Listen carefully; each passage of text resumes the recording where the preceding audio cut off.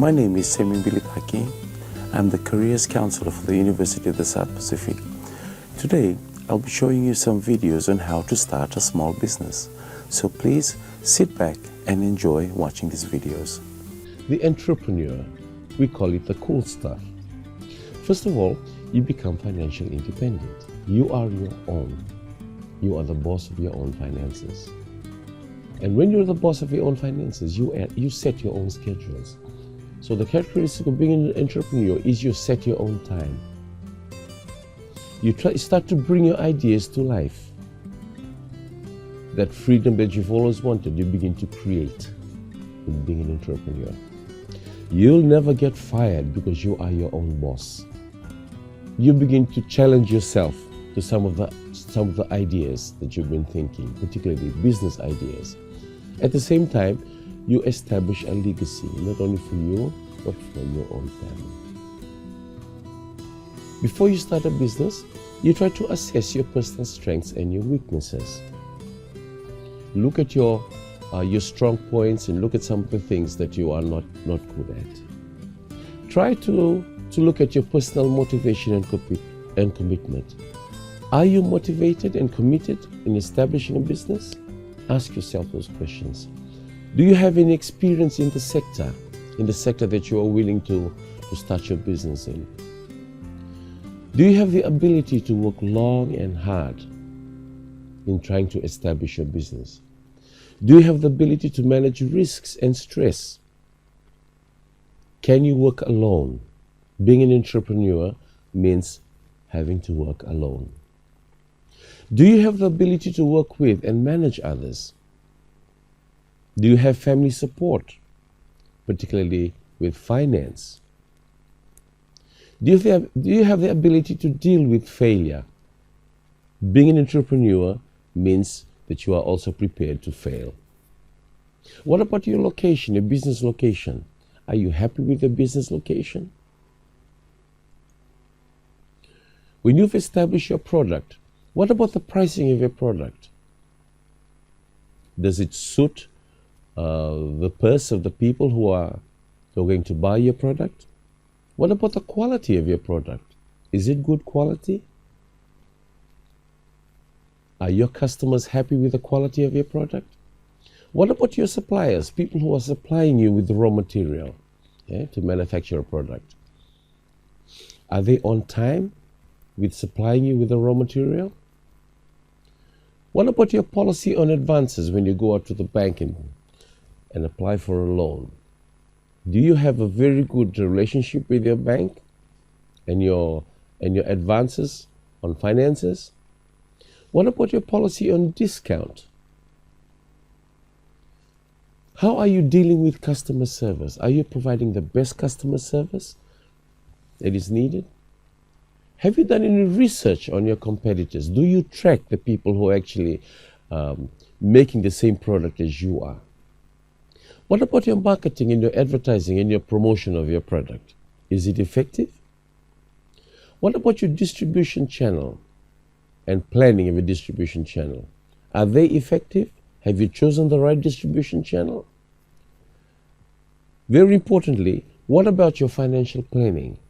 This is very important. Do you have the skills to actually plan your finances well? Are you able to provide a monthly cash flow planning with regard to the amount of money that you're receiving and the amount of money that is going out towards your expenditure? Are you able to do a financial statement projection? Look at how much money that you are getting every month or every week and how you're able to project your finances, say in 6 months' time.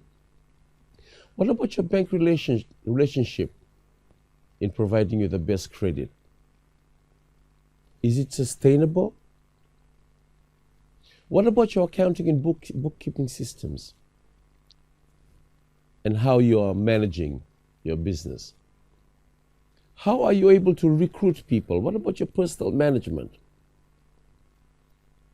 What about your general management skills?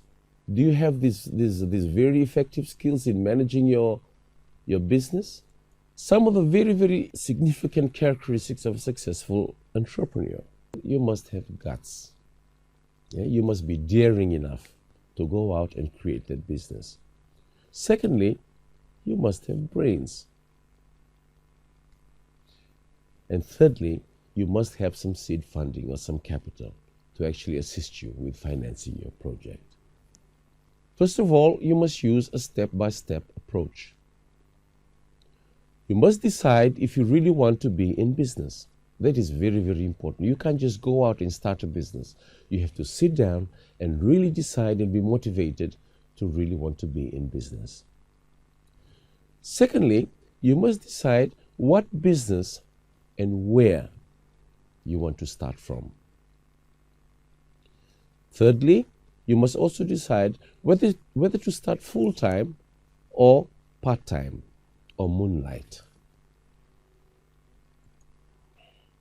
Then, of course, you go into your selection strategy, which is very important. Please take your time. Don't rush. Look for long-term potential, not short-term. Try to look for a business that will really last long. Look at the growth potential of your business. Try to choose the kind of business that you want to do, whether it's going to be commodity business versus service business, or manufacturing versus contracting. Of course, these are very important things that you have to watch out for. One, impatience.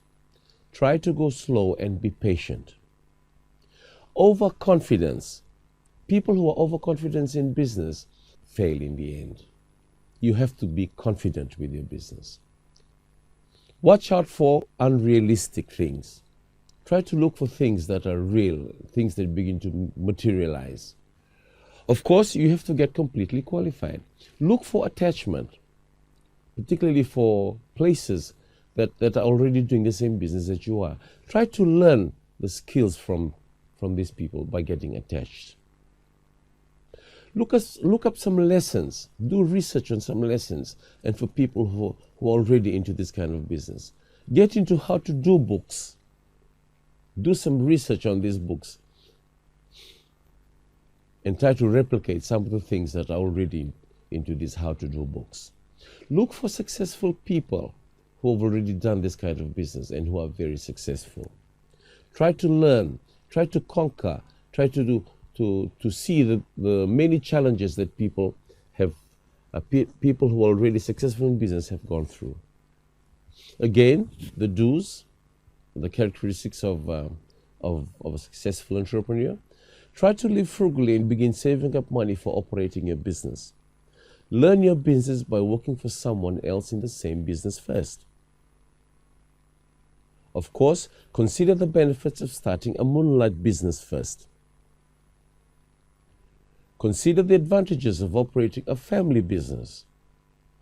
Objectively, measure your skills and training against potential competition. This is very, very important, as these are the people who will actually compete against you.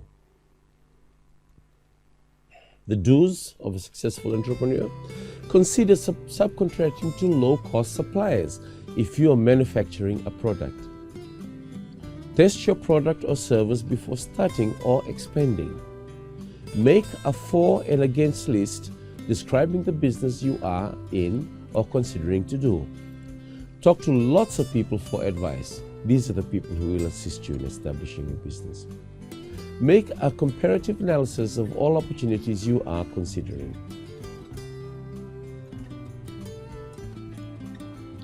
Some of the don'ts of being a successful entrepreneur: don't quit your job before you have completed startup plans. Please don't do that, because you're not sure where you're heading towards. When you have decided to start your business and when you have established it, then you quit your job. Consider operating a business in a field you do not enjoy. Risk all the family assets. Please don't risk all your family assets unless you're really sure that your business has taken off. Don't be in a hurry to select a business. There is no penalty for missed opportunities. Select a business that is too high a risk or hurdle. Don't operate a business in which you must have the lowest price to succeed. Don't neglect to learn the negative aspects of an intended business. Permit entrepreneurial self-confidence to outweigh careful diligence. Allow the promise of a conceptual high reward to deter reality testing first. Thank you very much.